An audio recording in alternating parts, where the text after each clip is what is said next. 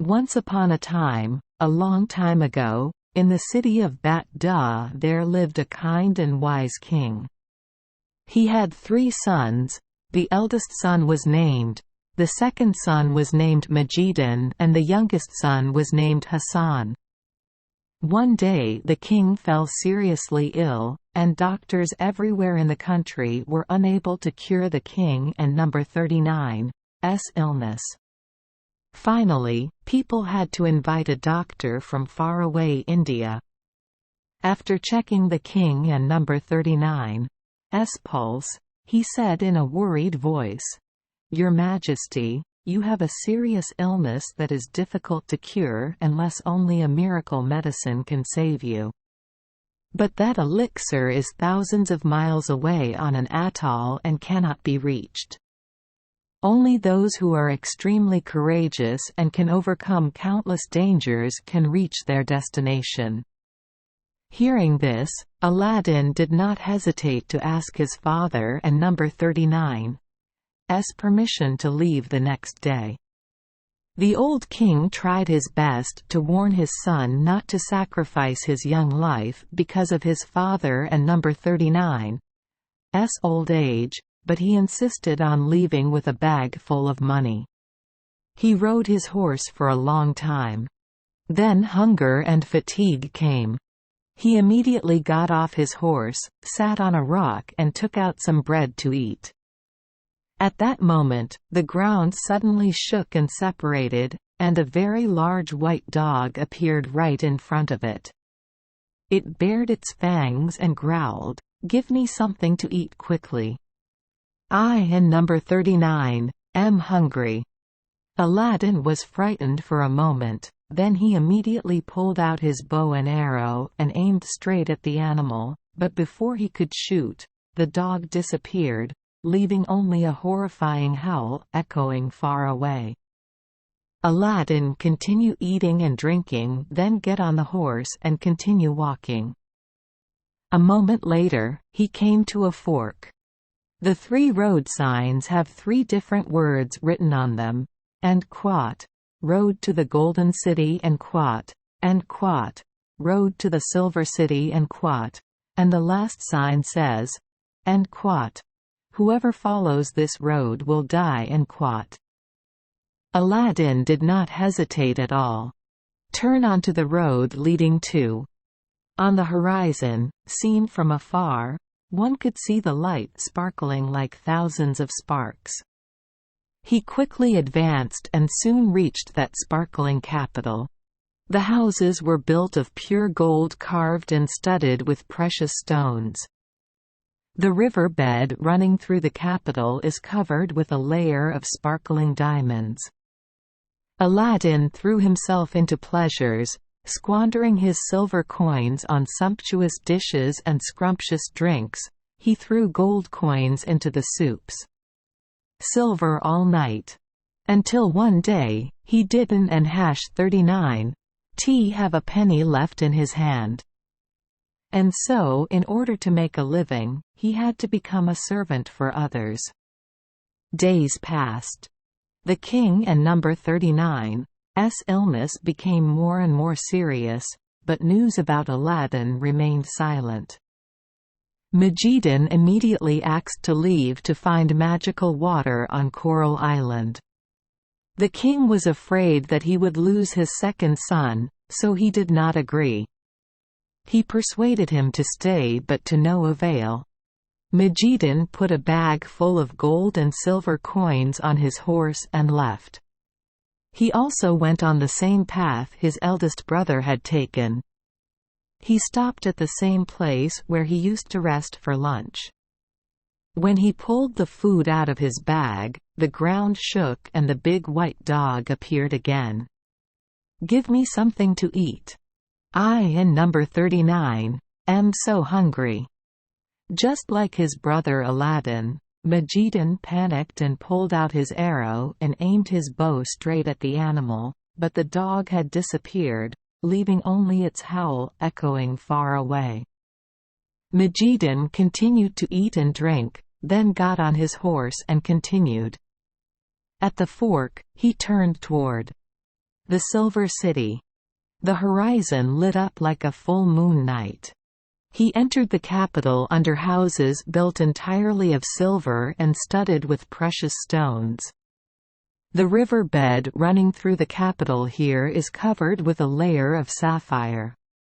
Majidin as well as his brother quickly squandered all the space and money they brought with them and also became servants to make ends meet. Days passed by. Gone. The king had lost all hope of seeing his two sons Aladdin and Majidin again. His illness thus worsened. Hasan, the youngest prince, finally announced that he would go to Coral Island and bring back his two brothers. The poor king burst into tears and asked his youngest son to reconsider and stay by his side in the last moments of his life. But Hasan was determined to leave. He calmly told his father, "Please Don and number 39. Worry, father, I will bring the elixir back and you will be cured. I will also bring my two brothers back and we will live together like before." As soon as dawn broke the next day, Hasan set out. He also stopped at the same place where his two brothers had stopped for lunch. The white dog appeared again and bared its fangs and commanded, "Give me something to eat quickly. I and number 39 am so hungry." The youngest prince was very impressed by the dog and number 39's greatness and immediately invited him to eat with him. The dog quickly ate all the food in one gulp. After eating, he licked his lips hungrily and then turned back to Hasan. "Thank you, boy, for feeding me. I advise you not to follow the path to the Golden City nor to the Silver City, but to take the third path." Hasan did not understand what the dog said. He was about to ask again, but it disappeared as suddenly as it appeared. Presently, he got on his horse and went to the fork and followed the advice of the white dog. He turned his horse in the direction of the sign, and quote, "Whoever follows this path will die." And quote, after walking for a while, he felt like he heard his brothers and number 39's voices calling him, but when he turned around, he didn't and #39 see anyone. He heard his father and number 39's voice again. He turned around but saw nothing but a beautiful flower moving in the wind. The prince wanted to pick that flower, but it burst out laughing with his brother Aladdin and number 39's laughter and disappeared. The youngest prince heard a rustling sound. Another flower was calling to him in the voice of his second brother Majidin. Suddenly he realized he was lost in a strange flower garden that sometimes spoke to him with his father and number 39's voice, sometimes with his brothers and number 39's voices. Then the ground shook and the white dog appeared. "My friend Hasan, quickly climb on my back. I will lead you to Coral Island." The youngest prince climbed on the white dog and number 39's back without hesitation. The dog jumped up and flew higher and faster. They flew through the clouds and stopped before the gate of a castle made of gold and precious stones. The white dog said, "We have arrived at Coral Island. This island floats endlessly in the air. Go to the palace and ask the king, it and number 39's the demon Ataru and say the following, and quote, Ataru, sleep for a while, and quote, he will fall asleep in a moment. He must quickly take the bottle of water placed next to the throne. That is the bottle of magic water, and then return quickly. But if you take something else, disaster will befall you." Hasan entered the castle. He bravely approached the Demon King and said, "Please sleep for a while." Demon King Ataru immediately fell asleep along. with the other demons. Hasan quickly took the small bottle containing the magic water and hurried out. But he suddenly saw a jade necklace swinging before him as if it were worn by an invisible person. Hasan could N and #39. Hold back. He reached for the bracelet and put it in his pocket. The sleeping demons woke up and grabbed him and led him to the Demon King Ataru. The Demon King shouted angrily, "No person, no god, no demon would dare to disobey me. You truly deserve to be left on this island to die. I told you not to touch anything other than the bottle containing the magic water." Hasan realized his mistake and cried and asked for forgiveness. "Okay." The white dog calmed down before the prince and number 39. Remorse climb on my back. I will help you find the invisibility helmet. They soared high into the sky and stopped in front of the entrance to a cave. The white dog ordered him, "Go into the cave and you will see the hat inside." He also saw a very beautiful girl, but if he held her hand, misfortune would come to him. Hasan went deeper into the cave. There is a lion and a horse guarding outside. In front of the lion was a bundle of dry grass, and in front of the horse was a piece of meat. The prince left those two items in the right place, grass for the horse and meat for the lion. Having finished, he entered the cave. Immediately he saw an extremely beautiful young woman, just like the dog had told her. She wore an invisibility cap on her head. She walked slowly towards Hasan. He raised his hand, grabbed his hat and turned on his heel to walk straight. The young girl raised her voice and whispered sweetly, "Hasan, Hasan, come back." The prince stood motionless, hesitated for a moment, then turned his head. The girl smiled at him very gracefully. That seductive smile made him irresistible. He reached out to hold her hand. So the beautiful young girl immediately turned into a terrifying-looking goblin. She jumped at him and was about to strangle the prince and number 39's neck. The lion and horse outside the cave door heard the cry and ran into the cave to help the prince. The evil woman loosened her claws but quickly grabbed the invisibility hat. "I will give you the hat as long as you bring the great jade jewel here in exchange," she said decisively.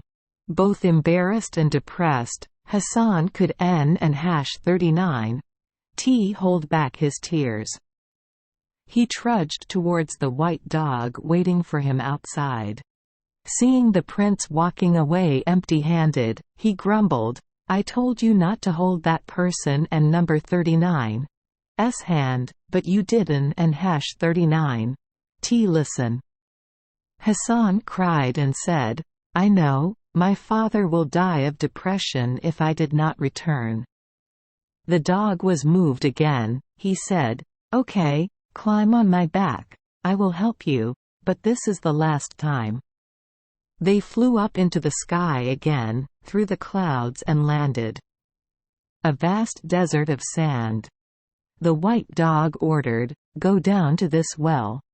You will see a door. He opens the door and goes to the end of the hallway. He will come to a room, in which there are the most beautiful women in the world. But misfortune will befall him if his heart vibrates before one of those people. Because anyone who doesn't and #39 keep his word 3 times doesn't and #39 deserve to be helped anymore. You will see the great jade jewel. Take it and get back out quickly." Hasan promised to do just that and climbed down into the well. As soon as he saw the beautiful, graceful women, the prince and number 39's heart beat faster. However, he was able to control himself.